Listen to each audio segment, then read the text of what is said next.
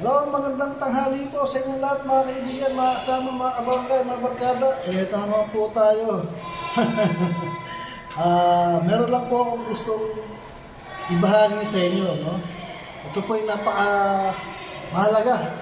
Importante po ito sa aming mga OFW dito sa ibang bansa, sa Middle East. Dahil po may nabalitaan po kami dyan sa Pilipinas tungkol sa airport natin, sa mga international airport natin, ano? Ito yung napakagandang para sa aming mga OFW. At hindi na sa aming mga OFW, sa lahat ng pasero sa buong Pilipinas na sumasakay ng aeroplano, bumibiyahe, lumalabas ng bansa, bumabalik ng Pilipinas. Ito yung napakaganda para sa aming mga OFW. Biro nyo meron isang malaking kumpanya sa Pilipinas na may malasakit sa buong biyahero. Pagpagyan natin sa buong Pilipinas na pinagmamalasakitan niya ang NAIA International Airport o Manila International Airport. May isang malaking kumpanya na nagmalasakit na gawin itong world-class service para sa buong mundo. Yan yun. Diba? Kakatuwa. Kakatuwa, di po ba? Magiging world class na, gagawin nilang world class ang serbisyo. Di po ba? Oh. Proud kami. Masaya-masaya kami dahil at last, sana naman hindi na ito maging worst na airport sa buong mundo. Dahil isa siya sa mga tinaguri ang worst airport in the world. Di po ba? Kami proud. Sana maging magandang serbisyo nila. Hindi yung lagi na lang tayo naman ng panita dyan. Lalo na sa Japan. Nag-viral tayo ron. Yung tanimbala. Diba? Sino-sino naman may gawa nito mga tanimbala na to? Yung mga nakawa sa bagahe. Oh. Biro mo. Tanakawin yung bagahe mo. Tapos pag nagka-booking yan, wala kami alam. Diba? Tapos, isa pang babae na nag-viral din. Umiin ng tubig, isang stop niya sa airport. Nawala yung $300, nilulong. Sa kaya lumabas yun? Sa Pet o sa Pepe?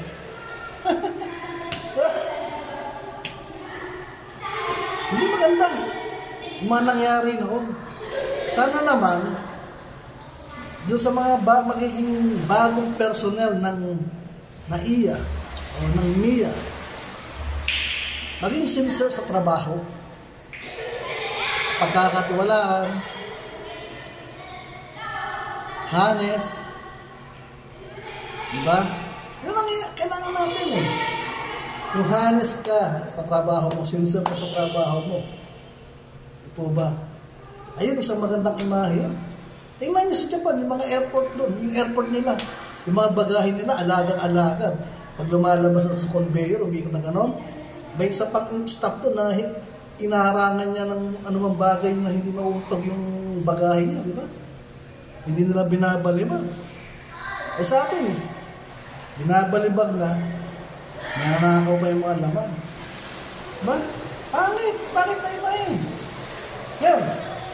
Yung isang malaking kumpanya sa Pilipinas, magandang layunin niya para sa atin. Kasi, nakataya rito, NAIA International Airport, o Manila International Airport. Tapos ang mga staff, magnanakaw. Diba? O, kagaya ng First Lady ng Turkey, ninakaw yung mga ala sa bag. Nakakaya yun. Diba? Huwag natin sanayin ang sarili sa puro pagnanakaw. Kaya nga tayo pinag-aaral na ating mga magulang para mapabuti tayo. Maging maganda yung edukasyon natin, maganda yung kapalaran natin, di ba? Ilang taon tayo pinaghirapan ng magulang natin, pinag-aral tayo. Tapos bandang huli, pag nanakaw lang pala gagawin natin. Eh, mabuti pa sana, nagnakaw na lang kayo. Di ba? Mag-aaral ka, tapos gagamitin mo naman sa kasamaan. Oh, ano gagawin mo? Pag mag-a-apply ka na mag-a-apply, nang matanggap ka sa trabaho, lang yan, gagawin mo, pag nanakaw. Diba? Kaya ka nga pinag-aral ng magulang mo, maging magandang estado mo sa buhay. Oh. Diba? Ako. Hindi ako nakatungtong ng high school. Hindi ako nakatungtong ng kolehiyo. Aminin ko, bugnutin ako sa trabaho ko. Pero, hindi ko nagawang magnakaw sa trabaho ko. Natanang buhay, hindi ko ginawang magnakaw sa trabaho ko. Diba? Kasi, ang sabi nga naman kasi, nasa 10 commandments yan, huwag kang magnakaw. Huwag mong pagnasaan ng video. Diba? Paliwanag eh. Kaya ka na pinag-aral ng magulang mo, kaya ka nag-uwi ng magulang mo sa pag-aaral para maging magandang pamumuhay mo. Tapos bandang huli, lumapasok ka sa airport. Nag-iiba yung tema. Nakakita ka ng magandang cellphone. Saka nakita mo sa monitor. Nakita mo yung magandang alahas. Nakita mo yung magandang relo. Nakita mo yung magandang sapatos. Ay, sus Marioso. Siyempre. Pinag-aral ka ng magulang mo para hindi ka magnakaw. Oh, pero ano pa? Matanim bala. Itigil nyo na yan. Hindi lahat ng bagay ay aayon sa inyo kalikasan. Handang huli, pagsisisihan nyo rin yan. Ang karma ay ang naririyan lang, naghihintay lang para sa inyo.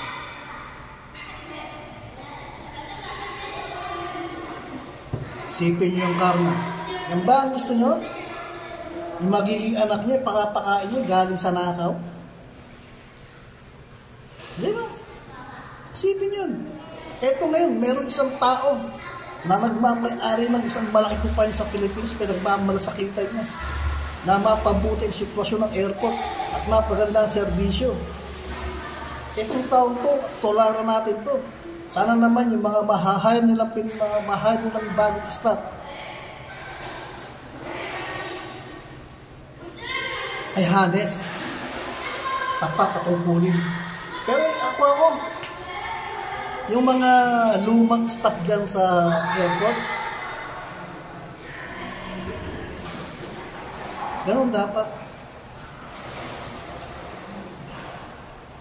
Sabi ko na nga dahil ito sa ginagawa ng mga staff dito sa airport, ang dapat dito gawing private para mapabuti ang servisyo. Gawing private para mapabuti ang servisyo niyan. Kasi puro pabaya eh. Tingnan mo, nung kahuli-huli yan na ninakaw yung bagahe, yung mga cellphone na iPhone na galing ng Dubai. So what? Itong iPhone yan. Hindi naman yan ninakaw sa bilhin dito sa ibang bansa. Pinaghirapan yung bilhin yan. Pinadala lang sa kanya yan. So what? Ang karapatan mo para questionin mo siya rin? Napakalit na bagay yan. Kung ikukumpara doon sa mga luxury car na pinapasok mo sa Pilipinas. Oh, tingnan mo. Nakinig ako. Sino-sino ba yung mga nagbebenta ng mga produkto ng bigas? Sibuyas, bawang. Oh, iniimbestigahan. Ito, tanong, may nakulong ba? Wala, di ba? Oh. Sino ba yung isang tao na inimbestigahan noon dyan? Na sibuyas, pinataas niya yung presyo ng sibuyas. Oh. Katakot na investigasyon. Wala naman nakulong. Isa lang propaganda. Para masabi na may ginagawa sa'yo. Yan. Balik tayo rito sa isang malaking kumpanya nito. Ako, masasabi ko, proud ako sa'yo. Maganda adhikain mo rito sa bago sa gagawin ng airport. Suportado ko yan. Kasi may malasakit siya sa buong Pilipino, sa buong Pilipinas. Suportado niya. Kasi binasaya na tayo, worst airport in the world. Kaya naman kayo, ginagawa nyo.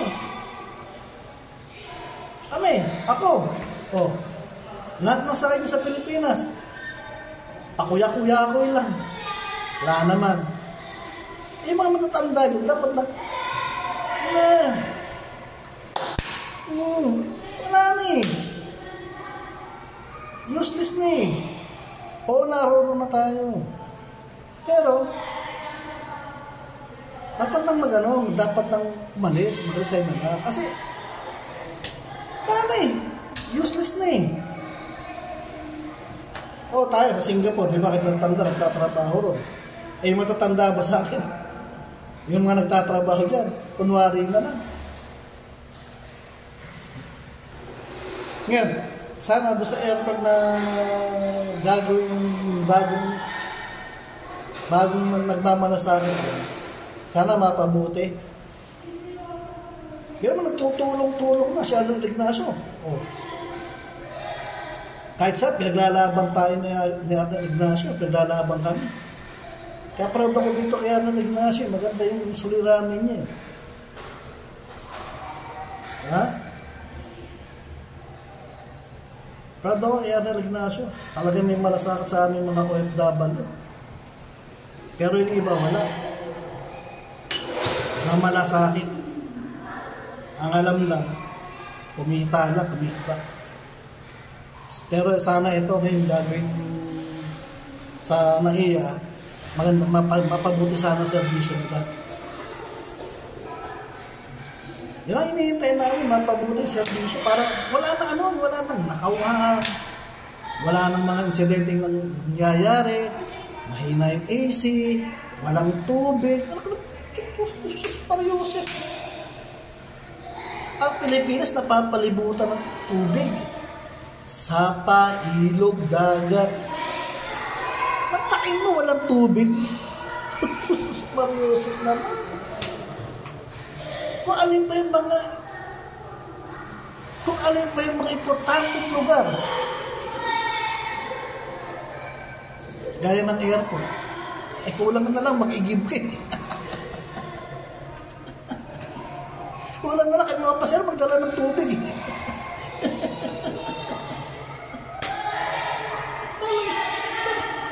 Siya yung Middle East nga eh. Sa Middle East. Wala namang ilog. Wala namang sapa. Pero sagana sa tubig. Yan pinagkaiba eh. Diba? Ito magtataka.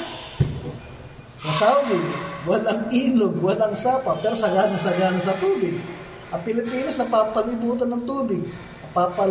Napapalibutan ng sapa, ng ilog. Saka, walang tubig. Ano lang yan?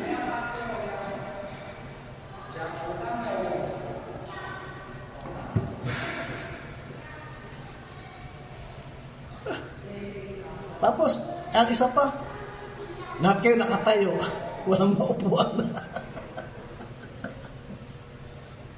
Anong ginagawa ng management? Kukuya-kuya ko.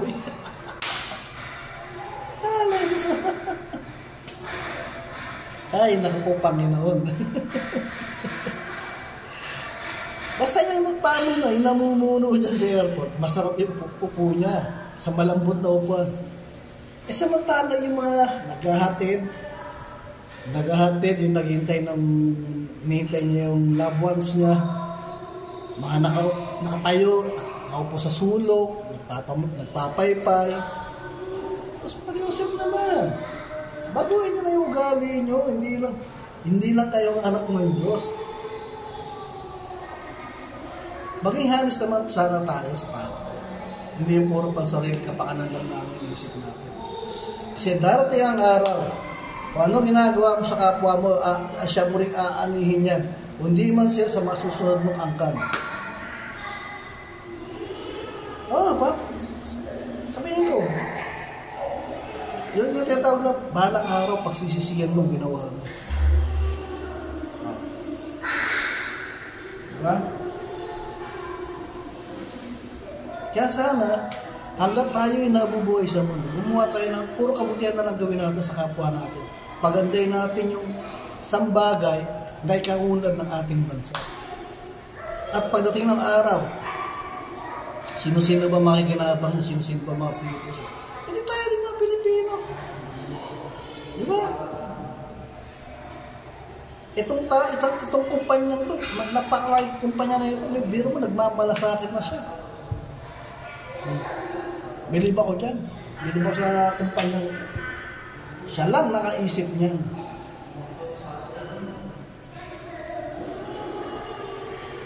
Diba? Kesa doon sa ibang mga kumpanya na siguro marami rin sila dapat asikasuhin sa kanilang kumpanya. Pero itong kumpanya to, salute ako dyan. Sumasalute ako sa sir. Ginawa mo nila. Sana ang gusto, ang adhikain mo sa buong paliparan ng Pilipinas ay maging maganda, maayos, matiwasay. At kami bilang OFW, proud po kami sa iyo. Yan lang. Sana yung mga makukuha yung staff, busisiin niyo maigi. Kung ito ba may kakayahan o walang kakayahan. Hindi naman sa minamalit kayo mga kaya lang mas maganda, busisiin. Kung talaga ba ito ay karapat dapat o hindi. Ganun lang yan busisiin yung pagkatao na ito. Pagbato o hindi.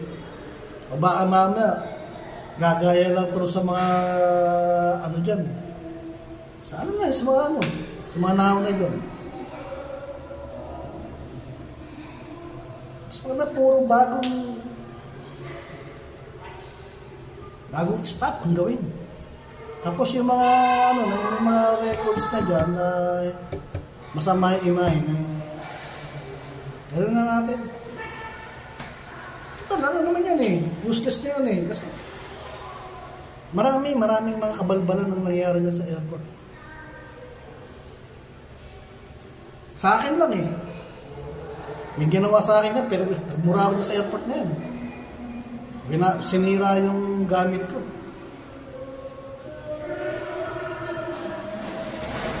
Diba? Yung hirapan mong building yun. Pagkatapos nung kukunin mo na, warak na. Tapos yung magre-reklamo ka, sabihin nila, siya, hindi namin alam yun. Eto. Wala namang ginawa.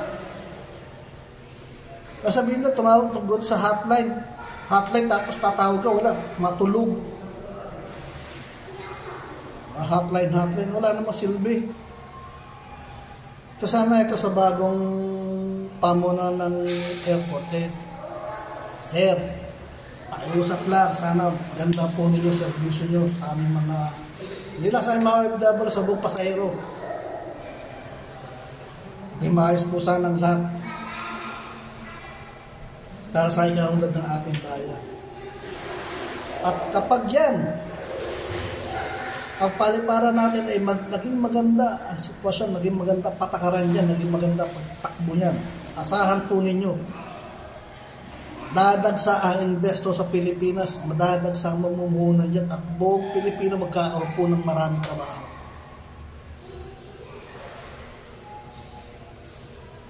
Yun po totoo. At kapag nagkaroon ng maraming trabaho ang mga Pilipino dyan, mababawasan na sa atin ang mga kung ano na may mga kalukol na ginagawa natin mga kababayan dyan. Mababawasan niya dahil magkaroon ng maraming trabaho, maraming investor. Hindi po ba? Totoo yun. Dito sa ibang bansa, ang daming mga investor dito.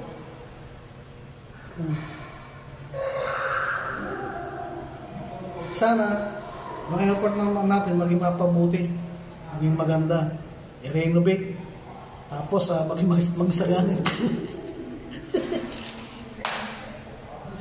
Nakita kayo airport. International airport. Ang daming drum.